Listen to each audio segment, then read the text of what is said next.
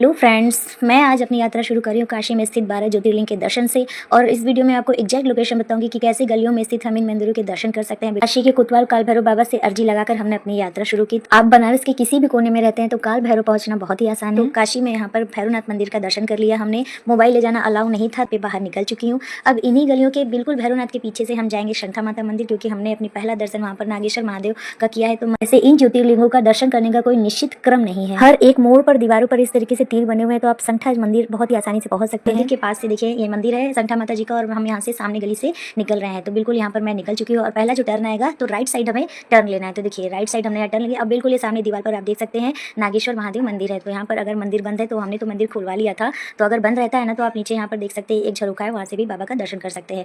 पुराण में इसे 10वें नंबर पर रखा गया है। नागेश्वर का मतलब नागों के देवता, यानी इस मंदिर में दर्शन करने से काल सर्पयोग की मुक्ति हो जाती है। इस मंदिर का मूल ज्योतिर्लिंग गुजरात के द्वारका में स्थित है। नागेश्वर महादेव के करने के बाद अब हम दूसरा दर्शन करेंगे भीमेश्वर महादेव, जो कि मणिकर्णिका घाट से बगल में आगे नेपाली खपड़ा के पास है। तो वापस संठा मंदिर के पास पीछे से हम यहाँ गंगा घाट की तरफ उतर गए और घाट के रास्ते से ही मैं जाऊँगी। और बीच में ये मंदिर है, इस मंदिर का नाम मुझे ज़रूर बताइएगा, और अगर इसकी महत्ता भी जानते हैं तो मुझे वो भी जरूर बताइए। अगर अभी तक आपने चैनल सब्सक्राइब नहीं किया तो प्लीज़ उसे जल्दी से सब्सक्राइब करें। वीडियो पसंद है तो उसे लाइक शेयर करना ना भूलें। तो देख सकते हैं विश्वनाथ कॉरिडोर के बगल से होते हुए मणिकर्णिका से आगे बढ़ते हुए यहाँ पर मैं सीढ़ियाँ चढ़ रही हूँ। और नेपाली खपड़ा एक जगह है जहाँ पर ये मंदिर है भीमेश्वर ज्योतिर्लिंग। देख सकते हैं इसे काशी करवट मंदिर के नाम से भी जाना जाता है।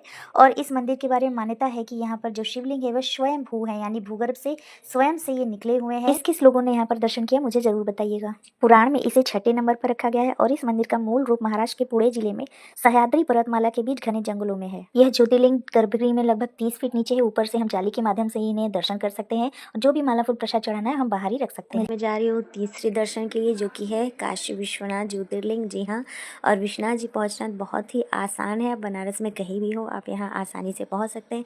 तो हम तो पीछे थे ही, भीमेश्वर महादेव हमने दर्शन किया और वही कॉरिडोर के पास यहाँ पर हमने एंट्री ले ली है विश्वनाथ प्रांगण में। देख सकते हैं कितनी लंबी लाइन है। तो यहाँ पर फ़ोन ले जाना तो अलाउ नहीं रहता, तो हम लोगों ने लॉकर में ही फ़ोन और जो सामान था वो सब जमा कर दिया है।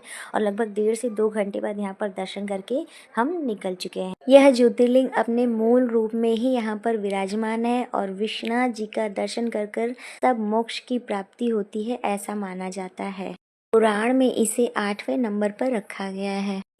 तो अब देखिए जो पीछे के दरवाजे से हम गंगा द्वार से ही बाहर घाट की तरफ आ चुके हैं, और इसी घाट पर ही एक और ज्योतिर्लिंग है जो कि है सोमेश्वर महादेव। तो अब हम वहाँ जाएंगे। तो अब हम आ गए मान मंदिर घाट की तरफ। तो घाट के रास्ते से हम आ गए, और ये देखिए ये है सोमेश्वर महादेव। इसका मूल रूप जो है गुजरात में है, वारवेल जिले में। और सोमनाथ का मतलब इसकी जो स्थापना की थी ना वो स्वयं चंद्रदेव ने की थी। किस लिए? क्योंकि उनको कुष्ठ रोग का श्राप मिल गया था दक्ष प्रजापति से। तो अगर इस शिवलिंग का दर्शन करते हैं तो इससे माना जाता है कि जितने क्षय रोग, कष्ट है, कुष्ठ रोग है, वो सारे दूर हो जाते हैं। इसे 12 ज्योतिर्लिंग के दर्शन में प्रथम स्थान पर रखा गया है। विश्वनाथ जी का दर्शन करके पीछे से ही हम गंगा द्वार से निकल गए। घाट के रास्ते में मान मंदिर के पास यह ज्योतिर्लिंग है। तो सीढ़ियों के द्वारा हम ऊपर आए हैं और दर्शन करके देखिए अब हम निकल रहे हैं। तो हम लोग पीछे के रास्ते से ही निकल के अब हम लोग गोदौलिया चौराहे पे पहुंचेंगे, क्योंकि आगे की यात्रा हम वहीं से शुरू करेंगे। इसके पहले हम लोगों ने सोचा कि इतनी धूप में हम लोग चल रहे हैं और दर्शन कर रहे थे, क्यों ना ठंडी ठंडी लस्सी पी ली जाए। तो गोदौलिया चौराहे पर ये देखिए बिल्कुल रबड़ीदार लस्सी हम लोगों ने पिया। इस चौराहे से रिक्शा पकड़कर हम 2 किलोमीटर उत्तर पूर्व की तरफ जाएंगे और वहाँ मिलेगा हमें केदार मंदिर। चौराहे से 2 किलोमीटर उत्तर पूर्व की तरफ जाएंगे तो बाएं तरफ हमें बड़ा सा एक बोर्ड दिख जाएगा जिस पर लिखा रहेगा कि केदारेश्वर महादेव मंदिर। तो वहीं से मैंने टर्न ले लिया है, और वहाँ ऑटो रिक्शा या रिक्शा नहीं जाता तो पैदल ही चलना है, और लगभग 100 या 200 मीटर करीब आपको ऐसे चलना है, और यहाँ सीधे ही जाना है। कोई टर्न नहीं है, 1-2 टर्न छोटा आएगा तो आप वहाँ पर पूछ भी सकते हैं। ये मंदिर का मेन गेट है, और आप देखिए बिल्कुल सीधी गली है। आप चाहे तो 2 व्हीलर भी ला सकते हैं। ऐसी मान्यता है कि यहाँ पर जो शिवलिंग है वो अर्धनारीश्वर के रूप में स्थापित है। मंदिर का मूल रूप उत्तराखंड के रुद्रप्रयाग में स्थित है, और जो लोग वहां दर्शन करने में समर्थ नहीं है वो यहाँ पर दर्शन करते हैं तो उसका पूरा फल उनको मिलता है। मंदिर के प्रांगण में अन्य कई देवी देवता हैं जिनका दर्शन पूजन हम कर सकते हैं। और ये देखिए मंदिर के पीछे यहाँ पर केदार घाट का पूरा अच्छे से आप यहाँ पर देख सकते हैं सुंदरता कितनी अच्छा है। तो मंदिर बहुत अच्छे लोकेशन पर स्थित है। अगर आप बनारस में और अभी तक दर्शन नहीं किया तो जरूर से जल्दी से कीजिए इसका दर्शन। केदार जी दर्शन करके अब हम लोग गली के माध्यम से वापस से चौराहे पर आ गए हैं, और यहाँ से ऑटो पकड़ के अब हम लोग जाएंगे सिगरा महमूदगंज रोड पर मल्लिकार्जुन महादेव मंदिर पर।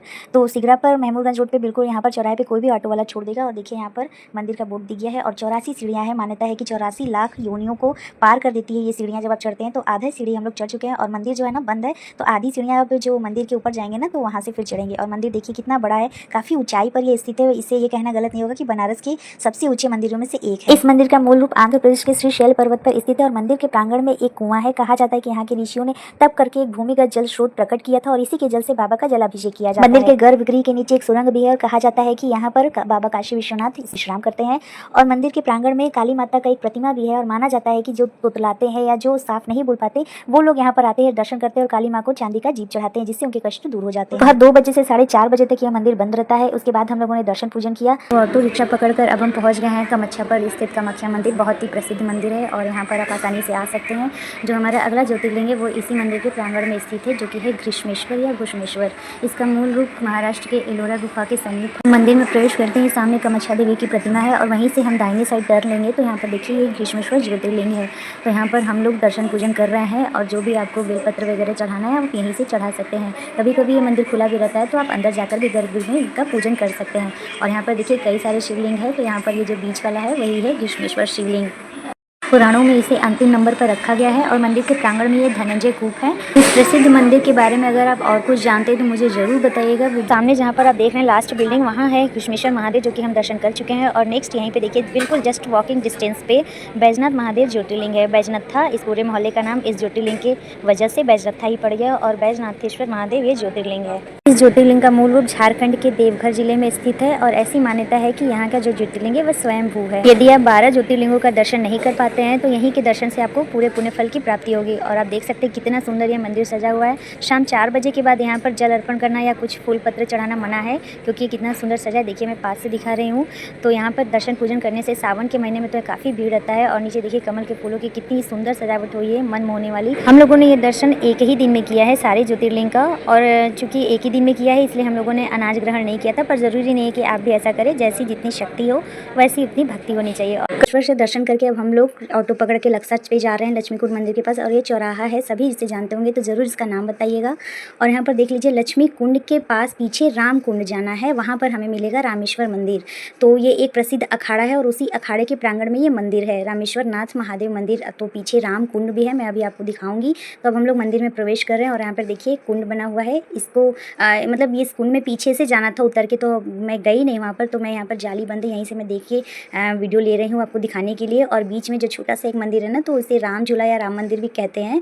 तो वहाँ पर भी आप जाके अगर आप उतर के जाएंगे ना तो दर्शन कर सकते हैं। और देखिए कितना सुंदर ये राम कुंड है। तो जब आप लक्ष्मी मंदिर के पास जाएंगे ना, वहाँ पूछेंगे तो आपको ये पता चल जाएगा कि ये राम कुंड कहाँ पर है। इस पवित्र स्थान को अयोध्यापुरी भी कहा जाता है। माना जाता है कि भगवान श्री राम ने लंका विजय के बाद यहीं पर इस कुंड की स्थापना की थी। और ये जो अखाड़ा है ये भी काफ़ी सैकड़ों वर्षों से इसी तरह सुचारू रूप से संचालित होता है।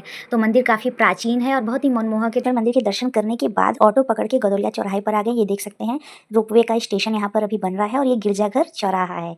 तो गिरजाघर चौराहा के ठीक सामने जो बिरनिया की तरफ हम टर्न होंगे ना, तो 2 रास्ता कट जाता है। दाहिने साइड जो कोदई की चौकी, और ये देखिए यहीं से अब हम टर्न लेकर जाएंगे पुरुषोत्तम भगवान के मंदिर। और वहाँ पर बीच में गर्भगृह में एक शिवलिंग है, त्र्यंबकेश्वर महादेव ज्योतिर्लिंग। तो उन्हीं का हमें दर्शन करना है। लाइन में हम लग गए और चूंकि पुरुषोत्तम का महीना चल रहा है ना, तो इस गर्भगृह में पुरुषोत्तम भगवान भी वहीं के लिए काफी भीड़ है। तो ये देखिए फोन ले जाना अलाउ नहीं था, फिर भी मैंने थोड़ा सा शिवलिंग का यहाँ पर झांकी दिखा दी। पुरुषोत्तम मास पर मैंने एक अलग से वीडियो बनाया है जो कि मैंने डाला, इस चैनल पर जरूर देखिएगा। तो पुरुषोत्तम भगवान का दर्शन करके अब हम लोग आ गए हैं 11वें ज्योतिर्लिंग का दर्शन करने, जो कि है महाकालेश्वर महादेव। और ये महामृत्युंजय मंदिर के प्रांगण में है। तो देखिए सामने गेट है, एंट्री गेट, और यहाँ से लेफ्ट साइड अब हम अंदर जाएंगे।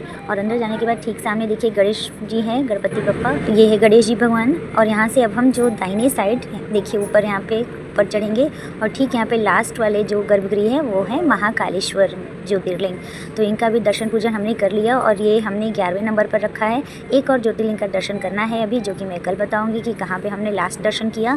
तो मंदिर का प्रांगण बहुत बड़ा है, देवी देवता हैं जिनका पूजन अर्चन हम इसी प्रांगण में कर सकते हैं। और ये धन्वंतरी कुआं, इसके बारे में मुझे ज़रूर बताइएगा, पक्का बनारसी होगा तो ज़रूर जानते होंगे आप लोग कि इसका क्या महत्व है यहाँ बनारसियों के लिए। महाकालेश्वर का अर्थ है काल पर विजय प्राप्त कराने वाला है। इस मंदिर का मूल रूप मध्य प्रदेश के शिप्रा नदी के तट पर स्थित है, जो एकमात्र दक्षिण मुखी शिवलिंग है।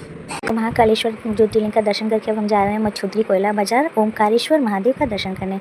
और ये देखिए मछुदरी चौराहा आ गया है। यहाँ पे ओमकारेश्वर महादेव मंदिर का बोर्ड लगा हुआ है चौराहे पर ही। और पुलिस चौकी जो है ना, उसके बगल से एक रास्ता गया है छित्तमपुरा ये लोकेशन का नाम है। यहीं पे है ओमकारेश्वर महादेव मंदिर। ये पौराणिक मान्यताओं के अनुसार यहाँ शिवलिंग 3 रूपों में स्थापित है, मकारेश्वर, ओमकारेश्वर और अकारेश्वर। ये दूर से ही मंदिर दिखे। मंदिर थोड़ी ऊंचाई पर एक टीले पर स्थित है।